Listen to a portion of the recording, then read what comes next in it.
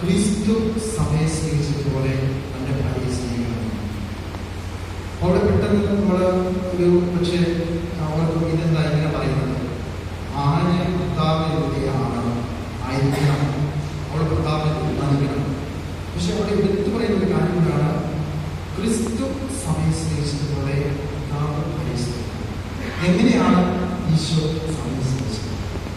നമുക്കറിയാം,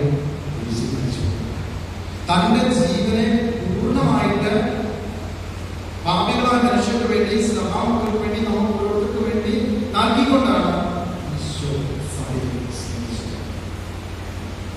അപ്പോ ഈശോ പറയുന്നത്, സ്നേഹത്തിന് വേണ്ടി ജീവൻ ഒരു സ്നേഹമുണ്ടായി.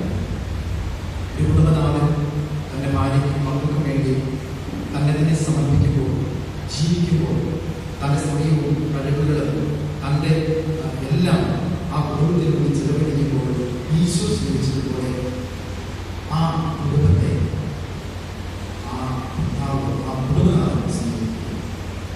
അങ്ങനെയുള്ള ഒരു കുടുംബനാഥനെയാണ്, അങ്ങനെയുള്ള ഒരു കുടുംബനാഥന് ആണ് അവര് വിധേയരാകേണ്ടത് എന്ന് നമുക്കവിടെ വ്യക്തമാണ്.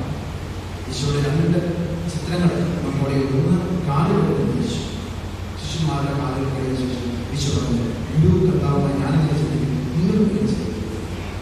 അതിനുശേഷം ഈശോ വിസ്മരിക്കുമ്പോൾ നമ്മളോട് പറയുന്നത്, ഞാൻ നിങ്ങൾക്ക് വേണ്ടി കുറിച്ച് മരിച്ചു, അതുപോലെ നിങ്ങളും മറ്റുള്ളവരെ സ്നേഹിക്കും, നിങ്ങൾ മറ്റുള്ളവർക്ക് വേണ്ടി ദാനമായി നൽകുന്നു.